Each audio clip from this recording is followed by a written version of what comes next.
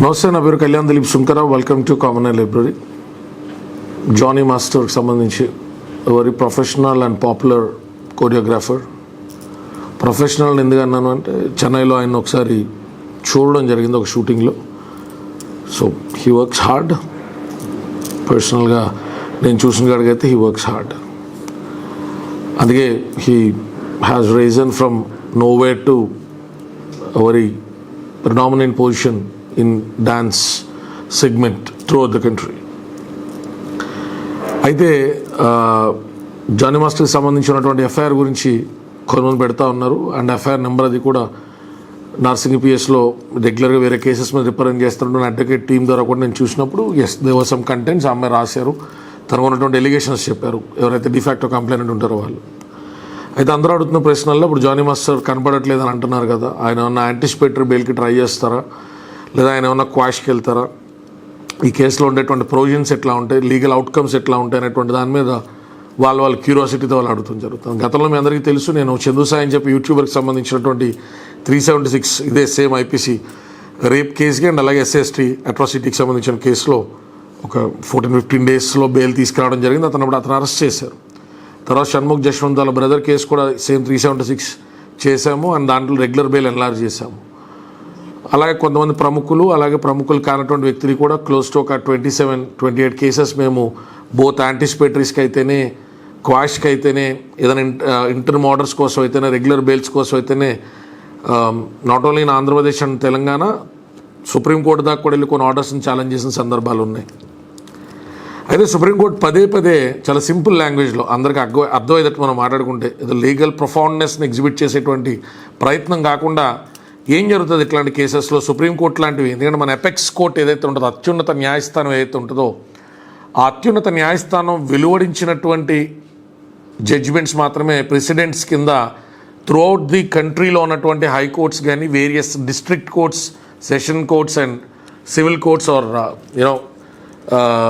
First class magistrate courts కానీ అన్నీ కూడా తీసుకోవాల్సినటువంటి పరిస్థితి ఉంటుంది ప్రెసిడెంట్స్ కింద. 376లో గతంలో కూడా నేను ఫాల్స్ రేప్ కేసెస్ అనేటువంటి కాంటెక్స్ట్ మీద ఒక వీడియో చేశాను. మన ఛానల్ అందుబాటులో ఉంటుంది.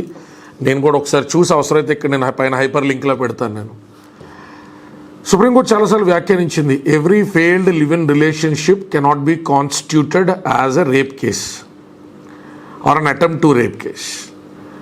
అయితే ఏది ఫెయిల్డ్ రిలేషన్షిప్, ఏది కాదు అనేటువంటిది మీరు గుర్తుంచుకోండి. అది ఓన్లీ జస్ట్ లివ్ ఇన్ రిలేషన్షిప్పా, ఆ లివ్ ఇన్ రిలేషన్షిప్ ఫెయిల్ అయితేనే 376 ఇన్వోక్ చేసి 376ని డైల్యూట్ చేసే ప్రయత్నం చేశారా? చూడండి, ఇంతకుముందు 498 కేసులకి చాలా శాంటిటీ అండ్ వ్యాలిడిటీ ఉండేది. కానీ ఇప్పుడు పదే హైకోర్ట్స్, సుప్రీంకోర్ట్స్ కూడా నిజంగా జెన్యూన్ కేసెస్ డొమెస్టిక్ వైలెన్స్కి సంబంధించి కానీ, ఇది గృహహింసకి సంబంధించి కానీ ఉంటున్నప్పటికీ కూడా అత్యధికులు దాన్ని అత్తమామల్ని కొంత వేధించడానికో, భర్త తరపున బంధువులు వేధించడానికో, వాళ్ళ తోబుట్టులు వేయించడానికో వాడుతున్నారేమో అనేటువంటి వ్యాఖ్యలు హైకోర్టు రేంజ్లో, సుప్రీంకోర్టు రేంజ్లో కూడా వెలువరించబడడం ఖచ్చితంగా మనందరం కూడా ఆలోచించదగ్గటువంటి విషయం. గతంలో 506 చాలా వ్యాలిడిటీ, చాలా శాంటిటీ ఉండేది. 506(2) అయితే కనుక 10 సంవత్సరాల దాకా జైలు శిక్ష ఉండేటువంటిది. ఇలాంటిది ఈరోజు 506 అనేటువంటి దాని గ్రావిటీ తగ్గిపోయింది. ప్రతి పోలీస్ స్టేషన్లో అయిందానికి కాందానికి 506, అయిందానికి కాందానికి 498, అయిందానికి కాందానికి 307లో పెట్టేసేటువంటి పరిస్థితులు కనబడుతూ ఉన్నాయి. హైకోర్టులు కూడా సీరియస్ అయ్యేటువంటి పరిస్థితులు ఉన్నాయి. ట్రాఫిక్ వైలేషన్లకి 420 చీటింగ్ కేసులు పెడితే మొన్నే తెలంగాణ హైకోర్టు కూడా మొన్న అక్షంతలు వేయడం జరిగింది. ఇక్కడ చాలా ఫ్యాక్టర్స్ ఉంటాయి. పోలీస్ లెవెల్లో సెక్షన్స్ని ఇంపోజ్ చేసేటప్పుడు మళ్ళీ వాటికి తగ్గట్టు ఇప్పుడు మళ్ళీ కొత్తలకేపోటు బిఎన్ఎస్ వచ్చి పడింది. సరే, సీన్ ఆఫ్ అఫెన్సో లేకపోతే సీన్ అనేటువంటిదో ఆ విక్టిమ్ పట్ల జూలై 1, 2024 ముందు జరిగితే ఐపీసీ కింద దాన్ని నమోదు చేసే సిఆర్పిసి కింద దాన్ని ట్రయల్ చేసేటువంటి పరిస్థితి ఉంటే క్రిమినల్ ప్రొసీజర్ కోడ్ కింద జూలై 1, 2024 తర్వాత జరిగినటువంటి ఉదంతాలన్నింటినీ కూడా బిఎన్ఎస్, భారతీయ న్యాయ సంహిత అనేటువంటిది, మళ్ళీ బిఎన్ఎస్ఎస్కి సంబంధించి ఆ ట్రయల్ ప్రొసీజర్స్ ఇవన్నీ కూడా కనబడుతూ ఉన్నాయి. ఐపీసీ, సిఆర్పిసి, సిపిసికి సంబంధించే చాలా చోట్ల లీగల్ ఎడ్యుకేషన్ అనేటువంటిది వాటిని ఎక్సైజ్ చేసే డిపార్ట్మెంట్స్లో కొరవడుతున్నటువంటి ఈ తరుణంలో కొత్తగా మళ్ళీ బిఎన్ఎస్ వచ్చి పడ్డది. ఇప్పుడు పోలీస్ స్టేషన్లో రైటర్ కానీ, పోలీస్ కేసు నమోదు చేసేటువంటి వ్యక్తులు కానీ, ఆ ఇన్వెస్టిగేటింగ్ ఆఫీసర్ ఐఓ కానించి ప్రతి ఒక్కళ్ళు కూడా, డిఏ కానివ్వండి, ఐఓ కానివ్వండి, ఎవరైనా కానివ్వండి, ప్రతి లెవెల్లో కూడా ఇప్పుడు ఐపీసీ, సిఆర్పిసితో పాటు బిఎన్ఎస్ఎస్ కూడా గుర్తుపెట్టుకోవాల్సినటువంటి పరిస్థితి, రెండింటిని ప్యారలల్గా చూడాల్సినటువంటి పరిస్థితి. Coming back to our original point, supreme court అట్లాంటి వ్యాఖ్యానాలు చేసిన తర్వాత కూడా హైకోర్ట్స్ ఏమి ఉదారంగా ప్రైమా ఫేసియాలో ఎస్టాబ్లిష్ అవుతుందా లేదా అని చూసి క్వాష్మెంటో, ఇంటరిమ్ స్టేయో లేకపోతే యాంటిసిపేటరీ బెయిల్లో ఎన్లార్జ్ చేయట్లా అన్ని చోట్ల. సుమారు 80% కేసెస్లో చేయట్లేదు, 85% అని కూడా మనం అనుకోవచ్చు, చేయట్లేదు. సుప్రీంకోర్టు గైడ్లైన్స్ ఇచ్చింది కదా అంటే సుప్రీంకోర్టు కానీ హైకోర్టు కానీ ఫ్యాక్ట్స్ ఆఫ్ ద కేసులోకి వెళ్ళవు. గుర్తుపెట్టుకోండి, ఉన్నటువంటి ఆధారాలని పరిశీలించే బాధ్యత సుప్రీంకోర్టు హైకోర్టుకు ఉన్నటువంటి ఎలా చెప్పాలి, డిస్క్రిషనరీ పవర్స్ అనేటువంటివి ఎక్సైజ్ చేసేటువంటి పరిస్థితులకి తావివ్వవు. ఆ స్పెషల్ పవర్స్ని ఇన్వోక్ చేయడానికి ఫ్యాక్ట్స్లోకి వెళ్ళేటువంటి అధికారం హైకోర్టుకి సుప్రీంకోర్టుకి ఉండదు.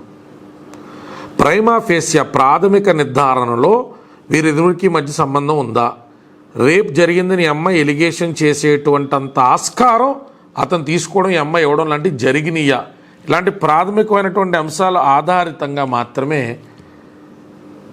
సుప్రీంకోర్టు కానీ హైకోర్ట్స్ కానీ ఆ కేసెస్ని పరిగణించే పరిస్థితి ఉంటుంది. ప్రైమా ఫేసియా ఎస్టాబ్లిష్మెంట్లోనే ఆ బ్రేక్ ఉంటే కనుక, అరే ప్రాథమికంగానే ఇందులో చెప్పిన దాంట్లో లేదు కదా, 164లో ఒక స్టేట్మెంట్ లేకపోతే రెగ్యులర్ దాంట్లో ఒక స్టేట్మెంట్ ఉన్నది కదా, మల్టిపుల్ స్టేట్మెంట్స్ ఉన్నప్పుడు దాన్ని మనం ఎట్లా ప్రైమా ఫేసియా అట్రాక్ట్ అవుతుంది అనుకుంటాం. ఇందులో మ్యాలిఫైడ్ ఇంటెన్షన్ కనబడుతుంది కదా, లేదా గతంలో ఇదే అమ్మాయి అతని మీద వేరే కేసులు పెట్టిందా, ఆ ఇదే వ్యక్తి మీద పెట్టి కాంప్రమైజ్ అయ్యారా, సో ఇరువురికి మధ్య ఏదైనా ఒక గ్లిచ్ ఉందా, అది రేప్ కింద చూసేటువంటిది కాకుండా వేరే పరిస్థితి ఏమైనా ఉన్నదా అనేటువంటి అంశాలన్నీ కూడా పరిగణలో తీసుకుంటారు. How much ever good your argument might be on this kind of cases, prima facie అనేటువంటిదే పార్షియల్గా ఎస్టాబ్లిష్ అయ్యే పార్షియల్గా దుబియస్నెస్ని చూపెడుతున్నప్పటికీ కూడా it is again the discretion of the bench and the judge. వాళ్ళు తీసుకునేటువంటి కోణం అంటే these sections are heinous in nature కదా, సాధారణంగా వీటిల్లో యాంటిసిపేటర్లు ఎన్లార్జ్ చేయడం అనేటువంటిది rare to the rarest cases.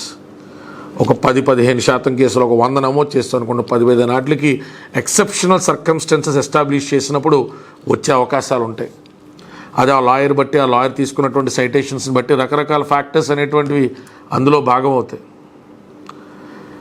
అలాగే మనం మాట్లాడుకుంటే శేఖర్ మన ఇతను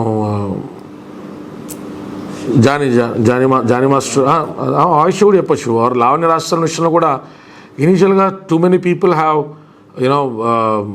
instigated Lavanya to file 376 case against Raj Tarun which I personally denied.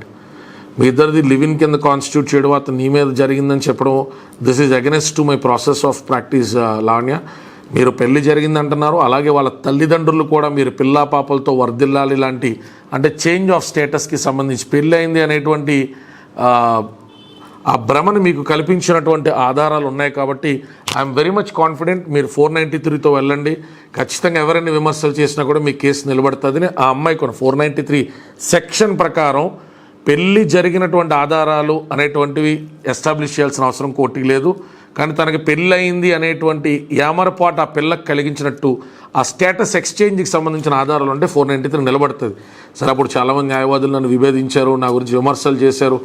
Of course today దాని మీద యాంటిసిపేటరీ తెచ్చుకున్నారు, కండిషనల్ యాంటిసిపేటరీ, దాని మీద ఛార్జ్ షీట్ ఫైల్ అయింది, దాని మీద కేసు ట్రయల్ కూడా ఉన్నది. సో నేను ఫాల్స్ 376లు నేను జనరల్గా ఎంకరేజ్ చేయను, అది నా వ్యక్తిగతమైన అభిప్రాయం. లావణ్య కూడా ఇది ఆన్ రికార్డ్ చెప్తున్నాను, ఆమె కూడా చాలా ట్రై చేసింది, అడిగింది, బట్ నేను దాన్ని అగ్రీ చేయలేదు. సో విషయం ఏదైనప్పటికీ కూడా ఈయన విషయంలో ఆయన 1 నెల అయినా 2 నెలలైనా ఆయన ఖచ్చితంగా డిస్ట్రిక్ట్ కోర్టులో ఫస్ట్ యాంటిసిపేటరీ ట్రై చేసుకోవచ్చు. ఫస్ట్ యాంటిసిపేటరీలో కోర్టు రిజెక్ట్ చేస్తే కనుక ఆయన హైకోర్టుకి వెళ్ళొచ్చు, ఏదైనా ఉదంతాలు జరగచ్చు. ఆయన ఇంకా అమ్మాయికి సంబంధించినటువంటి స్టేట్మెంట్స్ పోలీసు వాళ్ళు రికార్డు చేయనట్టుగానే చెప్తా ఉన్నారు.